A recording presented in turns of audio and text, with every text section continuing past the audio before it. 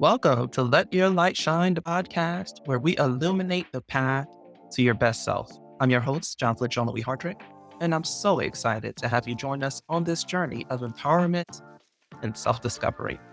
Today, and in each episode, we'll dive deep into the themes inspired by the book, Let Your Light Shine, Unleashing Your Inner Glow through essential self-care practices for empowered women.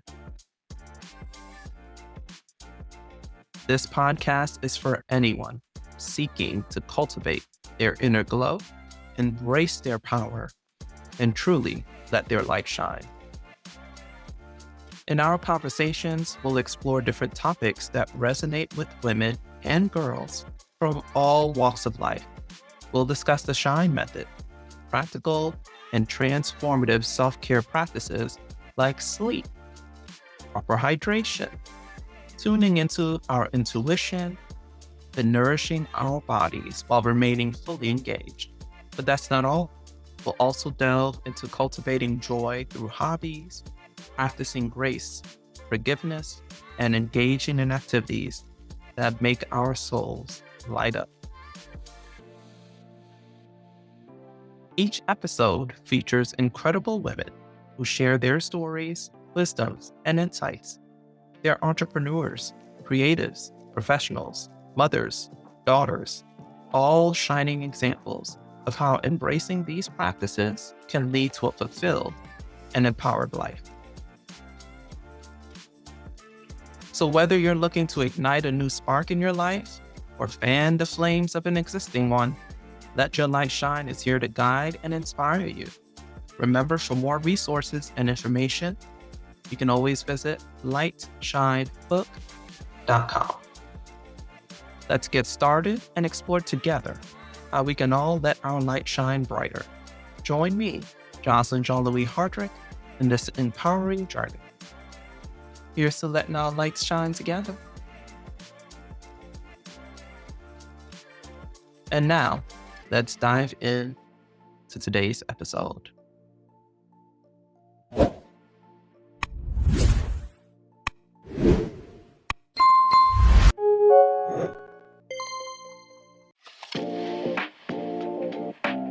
Hey, it's Jocelyn Hardrick. I am back with another great episode of Let Your Light Shine, the podcast. Today we have another great guest, one of my former students, Maggie Hassan, Esquire, MB.A. Maggie's an experienced leader with a demonstrated history of management, leadership skills training, and an extensive background in sales. She's a realtor with Future Home Realty, and she's also a lawyer. She has a background in mediation training and consultation, particularly with domestic violence screening certification. She's an associate attorney at Quintaros, Prieto, Wood, and Boyer, PA, which is also known as QPWB. And she was the provost president of Phi Delta Phi. And she's worked at other law firms. She's worked as a legal assistant. And like I said, she was my former student at the Cooley Law School. And she actually got her MBA at the University of Arizona. So we're going to figure out how she ended up back in Florida. She's super active in the legal community. As a matter of fact, she was named one of 36 lawyers under 36 by the Florida Bar Association Young Lawyers Division because she's so active in everything that she does. And she has a ton of energy. I love Maggie. Every time I see her, I just get a boost. Welcome, Maggie. Thank you. Thank you. Thank you for that introduction. Yeah, thank you for joining us today. So I'm so glad to now call you my colleague, right? Because I love seeing my students graduate and pass the bar. And, to me, it's like I see a future colleague when I see my students. Have you enjoyed practicing law so far? Yes, it's definitely been somewhat of a hurdle. We're jumping through hoops and trying to figure out, okay, well, now it's you still study things, right? Because you're trying to study and figure out your way through your practice.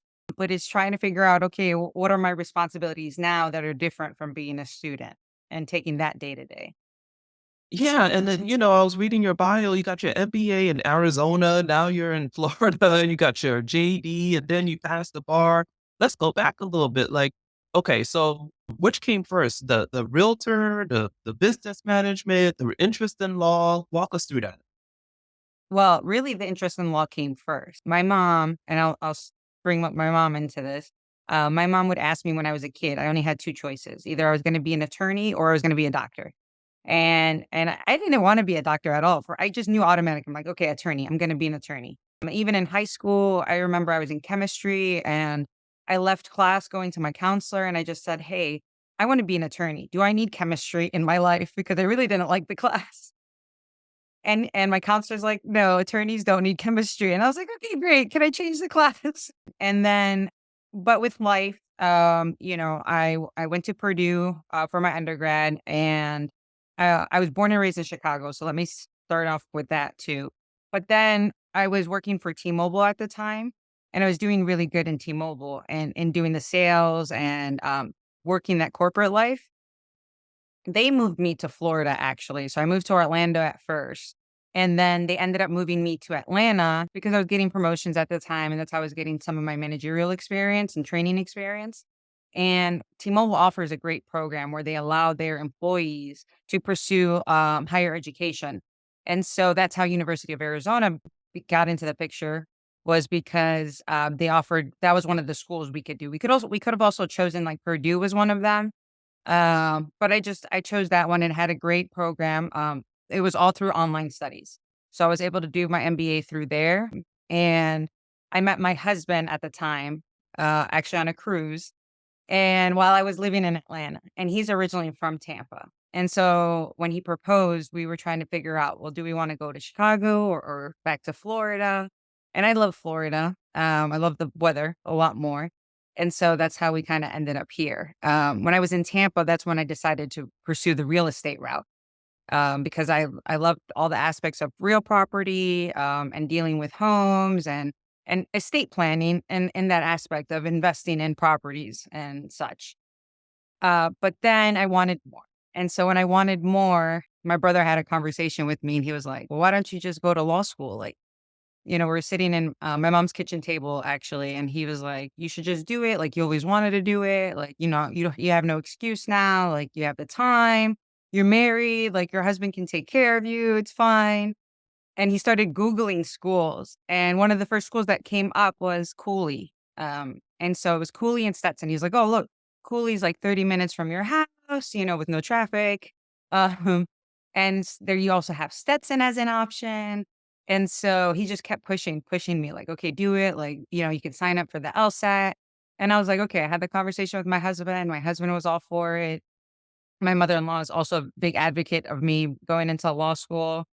So I had their support, my whole family support, and I did it. I scheduled like the first LSAT basically that I could that was in a reasonable time frame. And then when I was debating between schools, I chose Cooley because it had a 2-year program. So I was like, okay, well, I can go in, get out, dedicate like these good 2 years on just learning the law and doing what I have to do. But another thing that Cooley stood out was because I noticed the diversity with the school. And so I felt like I could relate because I come from a very diverse background. And so I felt like that was Tell just us a my little number bit one about choice. that, the diverse background that you're referring to. So I'm Palestinian and I'm Brazilian. And so I grew up speaking Arabic, Spanish, Portuguese, and English. But that was like always integrated in my life was our background, our culture. I'm also Muslim. And so, we practice Ramadan and all of that has always been in my life since I was a kid. But then I would try to like interact with other cultures a lot, especially like being in Chicago. Chicago is very diverse. And so you're constantly interacting with people of different cultures all the time. But I enjoy being proud of who I am because I think that's a big thing is to represent your identity. And also because yeah, as individuals, I believe like we need to represent our people too, our culture, because sometimes they don't have necessarily a voice to constantly speak for themselves. So I think it's always good to like point out like, hey, like this is where I'm from, like, and then share those cultural experiences with other people because what I've noticed is a lot of people of diverse backgrounds actually have a lot of similarities and more in common than we think that we do. Yeah, especially, one of my great privileges being a professor is I get to meet so many people all the time. And like you said, Cooley does have a diverse group of people go there. A lot of non-traditional students, people who've had full lives, people like you doing all the things. And I've noticed there's a lot of people from South America who are Jewish, Muslim, Christian, from different countries in West Eastern Europe and Asia and Middle East. It's a really like I had a very different idea of South America, and now I'm meeting so many people from Brazil and from other countries that just have these backgrounds that I didn't even know were represented in that area. What have you found when people like you tell them like you're Palestinian and Brazilian and Muslim and this, and you're speaking Spanish and Arabic. Like you, Yasmin was like that. Another student we had, Ahmed, was like that. And I was like, oh, this is interesting. I wasn't aware of this blend of cultures in South America. Are people usually surprised when you tell them that? Yes, they're usually very like, "Oh, wow, that's an interesting mix," or, "Oh, how did that happen?" And then I'm having to have to explain like how, how my parents met, how even going back to like my grandma and how my grandfather met. I think the coolest parts or experiences that I've had is when I was usually in jobs where I've had to speak multiple my languages is seeing other people witness when I speak the different languages. So for instance, in T-Mobile sales environment, so sometimes I would have a Spanish client come in and I'm speaking Spanish, and then all of a sudden, my Middle Eastern client comes in and then I'm telling them to hold on and I'm finishing up my conversation with them in Spanish and they're witnessing me talking Spanish. And then I turn around and I'm speaking Arabic and now my Spanish clients are watching me speak Arabic and, like, the faces are just always like, "What? Like, what is going on? What is she doing?" Um, and then I'm usually having them to explain to them my background, like, "Oh, yeah, I can speak both languages." But it's helped me a lot to interact with different people because of that. So I always try to encourage people to try to take on a different language, try to speak in their languages. For instance, now where I'm working, I'm doing workers' compensation defense. And so a lot of times I'm not interacting with people in different languages anymore. But I'll tell my paralegal, like, she speaks Spanish. So I'm like, okay, we're just going to speak Spanish from now on in the office. So that way we can keep practicing because honestly, if you don't keep up your languages, you end up creating them. Yeah, which is what happened to me because English is my second language. I grew up speaking Haitian Creole. And because my parents were learning English too. So in home, it was all Haitian Creole. And then, you get to that point where you're speaking just two languages at once and no one can understand you. And so, um, yeah, unfortunately for me, I watched my older sisters get bullied for not speaking English and for having accents. So that scared me. And I just want to know English. So I stopped speaking Creole and it's gone now, right? My mom said stuff to me and I look at her like, wait, I have to think about it. And they're like, how did you forget? I'm like, because I didn't practice. But, as a child, it was hard to make that decision, but I just didn't wanna be bullied. Like, I know that sounds horrible, but it was true. We were really, really badly bullied for that. Um, but yeah, I agree with you. To me, if you speak multiple language, your brain is so much more flexible, right? I Because agree. 'Cause I've seen you And do so many things. You're just like, and you did and you're doing this and you're doing that, and you so did you finish law school in 2 years? yes, I did. So, Wow. Okay. Because I some of didn't my know friends you were, because you did so much in those 2 years. I thought you were like a 3-year student.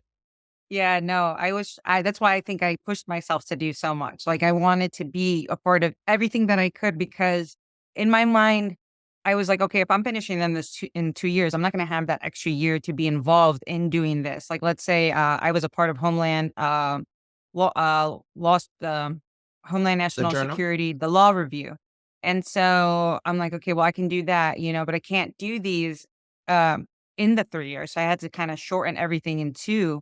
So that was literally my full-time job was being a student, interning where I could and in the time that I had available, but also being very active in all the organizations.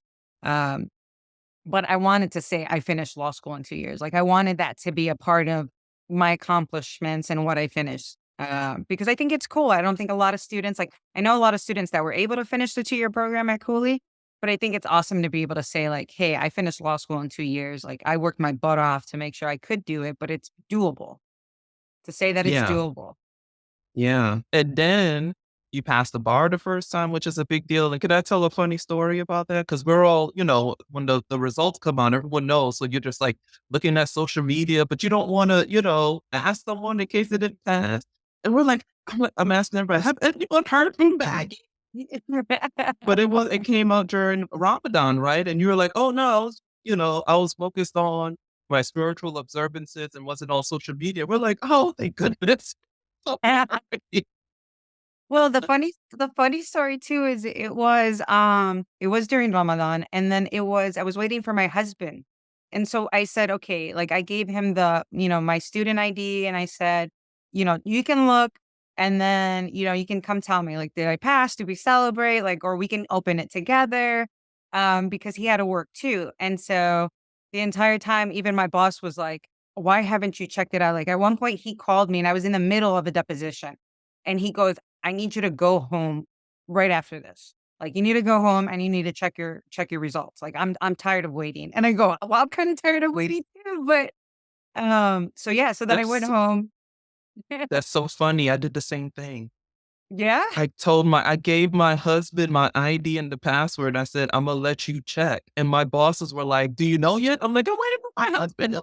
And they went to lunch without me. They're like, "We're tired of waiting. We're gonna go to the celebratory lunch." And I'm like, "But I'm pregnant." That's so funny. Yeah, and I wanna do it with him. Like, we're supposed to celebrate like, at least that part together, and then, I can celebrate with everybody. But yeah, so he made me wait, really wait. I think it wasn't until about 5 o'clock that I finally found out. And he came, like, I met him at the house, and then he popped one of those confetti bottles. And then I said, "So what does that mean?" Even then, like, he popped the bottle, and I'm still like, "Did I pass?" That's so funny because 'cause you're like, "No, until I hear pass, I'm Yeah. not gonna assume." Yeah, that Yeah. bar is no joke. It is a really, really tough exam. Even you're obviously very smart, but for a lot of people, there's other issues and reasons why they don't pass, but we were so happy for you. Um, and so, yeah, you're doing all the things, Maggie, all the things, and now you have a busy practice. We were talking about you have a commute, you have to kind of plan all that out, and it's nice that you had all that support because I guess the reason why you and I both did it, it's like, it's not just you going to law school, it's you and your family and all the people supporting you. So you really want to make sure that they get to benefit from all the, congratulatory anything, right? Because I remember your mom was at the honors um, event that we had at the school, and she sat in the front, and you got up, and I said, "Maggie, just stay up here. You get no awards, girl." And everyone laughed, but it was serious. You were getting all of the awards, and your mom was in the front, like, but she was so proud, and I loved it because my mom was the same way, so I definitely get it. As we come to the close of another enlightening episode of Let Your Light Shine, I want to thank you sincerely for joining us today. It's been a true joy and privilege to share this space with you and our inspiring guest. Before we part ways, I'd like to leave you with a small nugget of wisdom to carry with you. Remember, the light you hold within is a beacon of hope, strength, and beauty. It's uniquely yours, and when you let it shine, you not only illuminate your own path, but also light the path of others. If you've been inspired by our conversation today, I would encourage you to explore more at lightshinebook.com, where you can find additional resources and support on your journey to unleashing your inner glow. And if you enjoyed today's episode, please share it with someone who might also benefit from its message. Remember to subscribe to our podcast on your favorite platform so you never miss an episode of Let Your Light Shine. As we say goodbye for now, remember that every day is an opportunity to embrace your power, cultivate joy, and most importantly, let your light shine. Until next time, I'm Jocelyn Jean-Louis Hardrick, wishing you peace, love, and light. Thank you for listening, and keep shining bright.